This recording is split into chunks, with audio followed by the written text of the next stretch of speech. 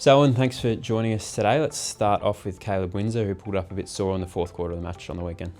Yeah, unfortunately for Caleb, he went to kick the ball and felt some pain in his left hamstring.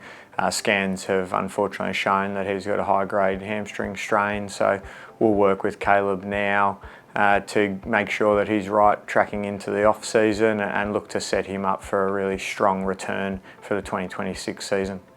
Xavier Lindsay's also had an issue with his hamstring.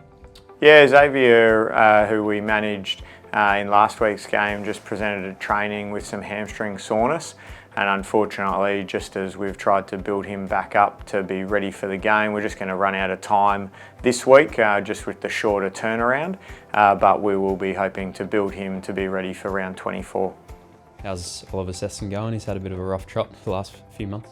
Yeah, Sesto's progressing really well. The fortunate or the unfortunate thing with the facial fracture was that he was able to get back to running really quickly, and he's put in a ton of work with some of his conditioning and skill work. We've obviously had to modify some of his contact, but he's been doing that in a controlled environment and going really well with that. So we're excited for him to return to full contact next week, which will see him available for the VFL final series.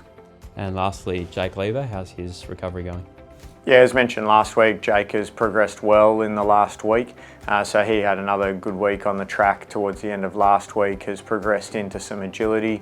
Unfortunately, we're just going to run out of time to have him available to play senior football this year, but he's tracking really well and we'll look to set him up for a really strong off-season to see him back for the 2026 season. Thanks for the chat. Thank you.